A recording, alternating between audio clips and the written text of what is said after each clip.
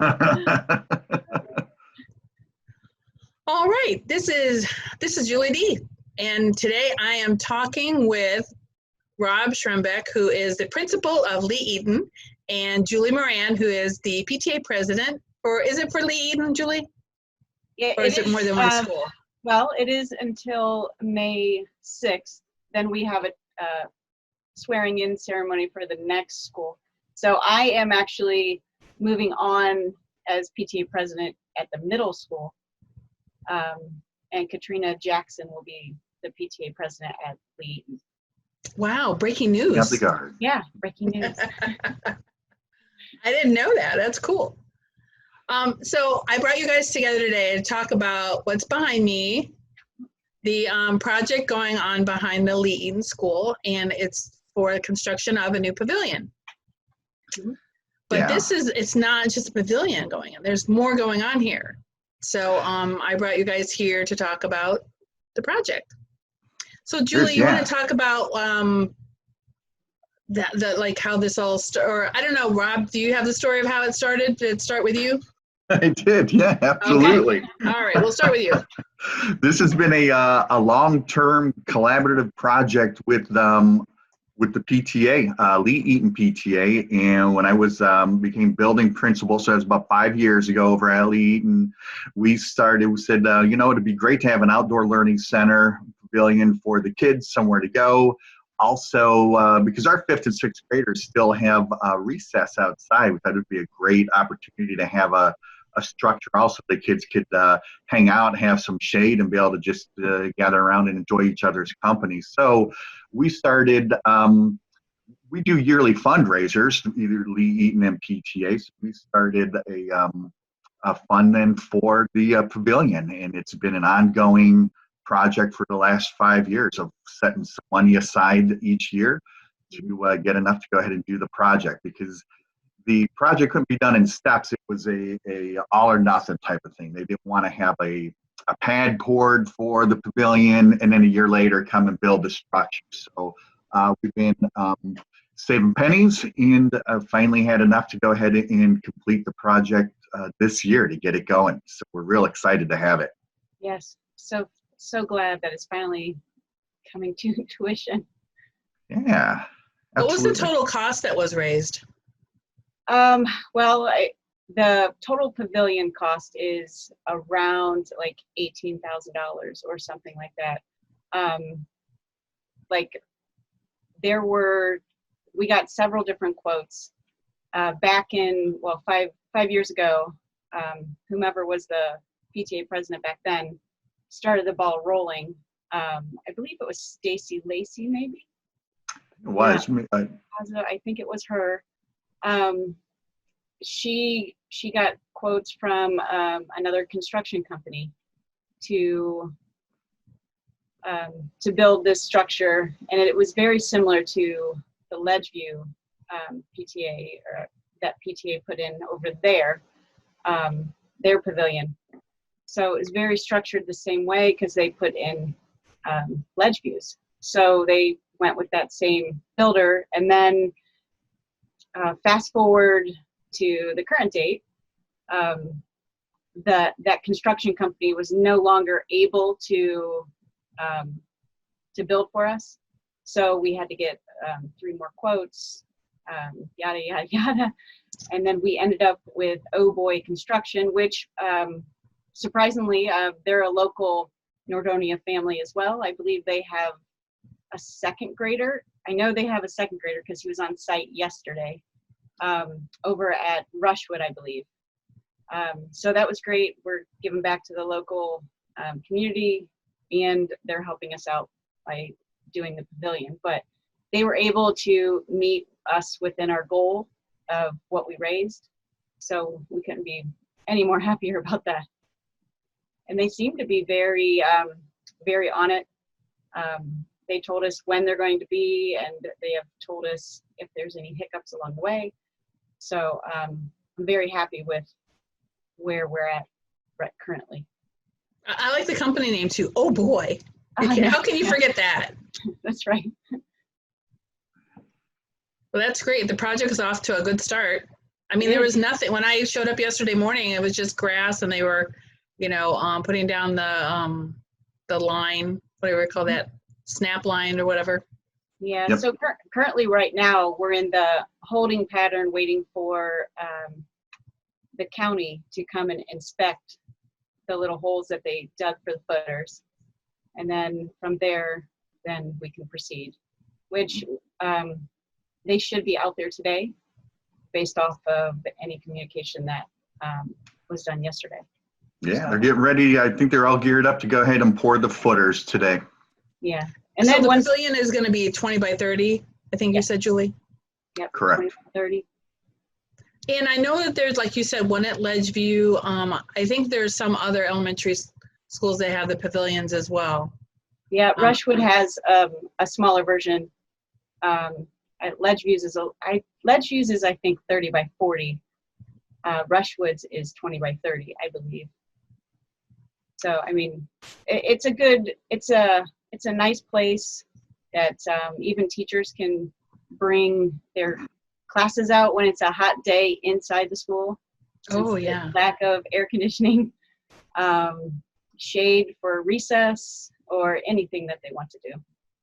I was going to say the pavilions, I know, especially for our science classes, it's just a great extension of the classroom, how Julie was saying, just an opportunity to get outside, a different environment, and still be comfortable and be able to do some work and interact with the classroom in a different environment. So we're really excited.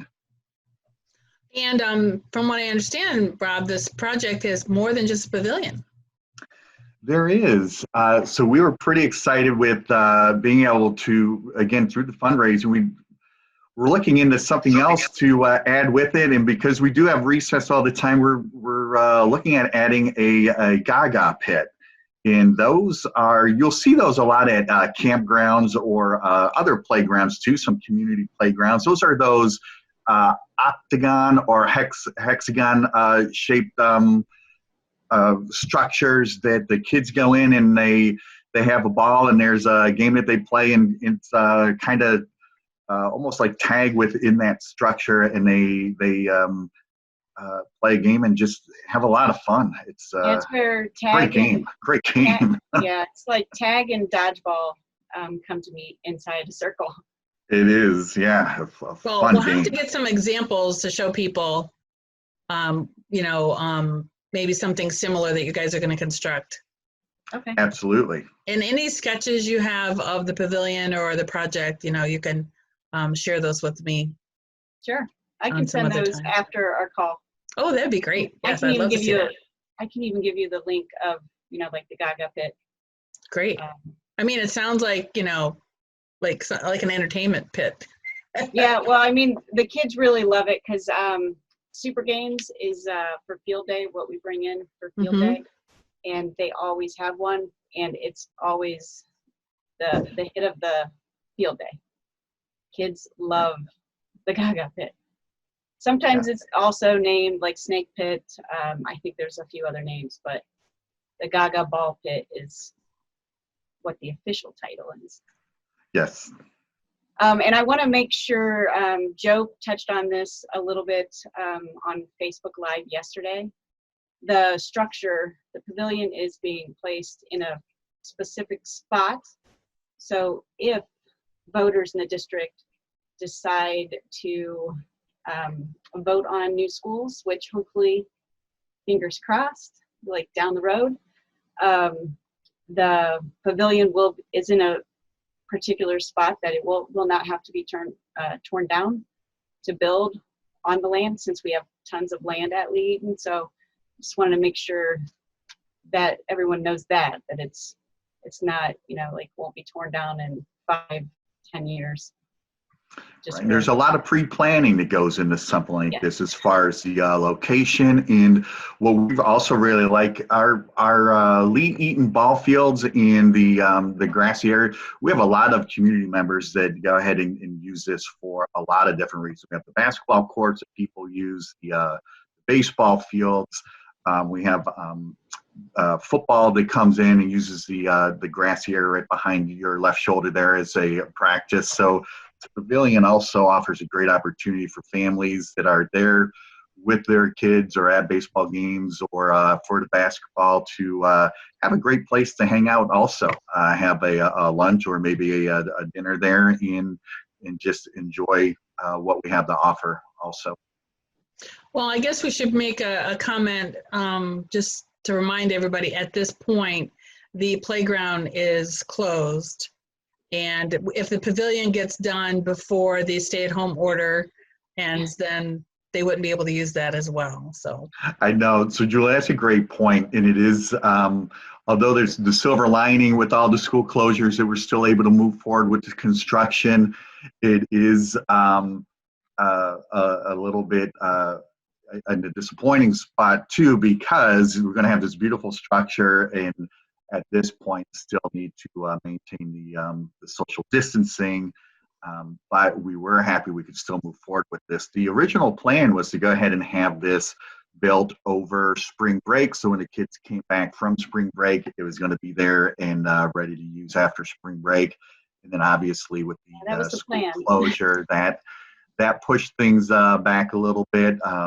And then also the use of it might not be as immediate as we would like it to be, but it's going to be there and ready when we're able to use it. So we're super excited to have it. Yeah, and I think you said it's going to take about a week. It should be. Weather permitting. A week and a half. It depends on weather permitting. Protection and weather.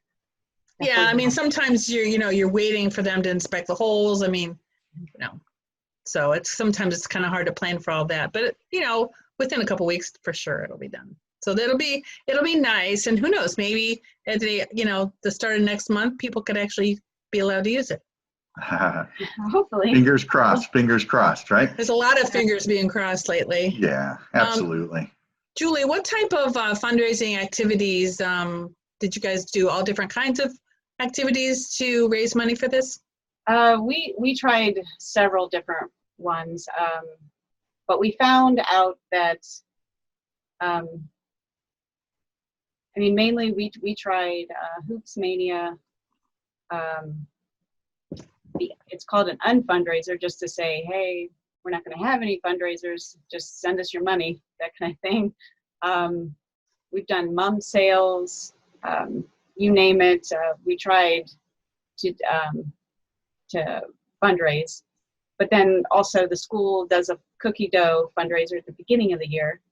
So any fundraising going forward is going to be in the spring of the following year.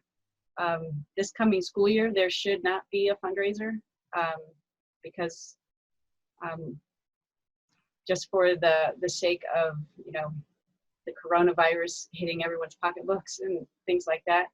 So there's going to be enough in the budget when we leave, or when I leave my position, there will be enough in the budget so then the next board will be able to not have to have a fundraiser unless something crazy happens again. But it's up to the new board to make those decisions. But we tried to find any fundraiser that people would get all excited about, and then you have the little ones throughout, like Mally's and even the box tops.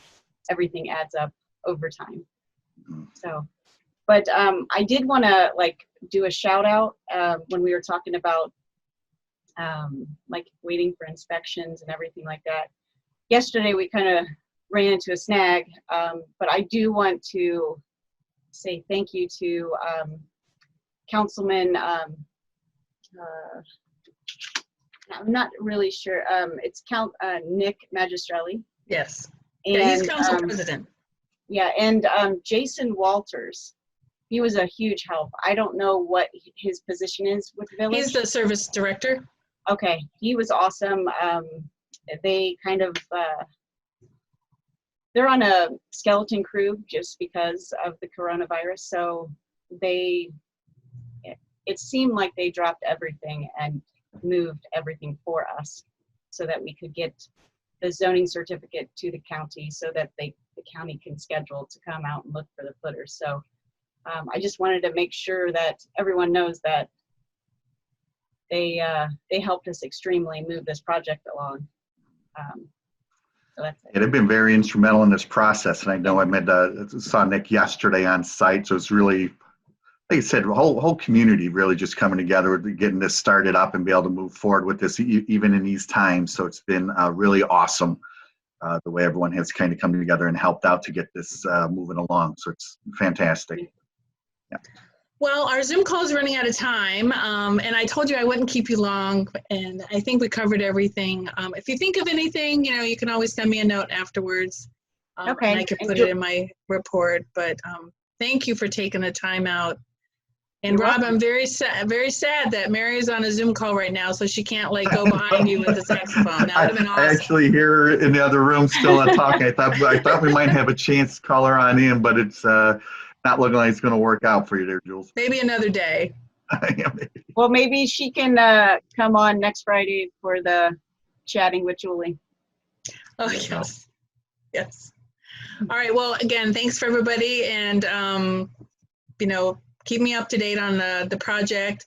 And obviously, while I can run out and get pictures occasionally too, we want to see it finished. Yes. Yes, definitely. We'll keep you updated, Julie. Appreciate it. No problem. Thanks again, and go Knights. All right. Yes. Thanks, Julie. Bye. Bye-bye.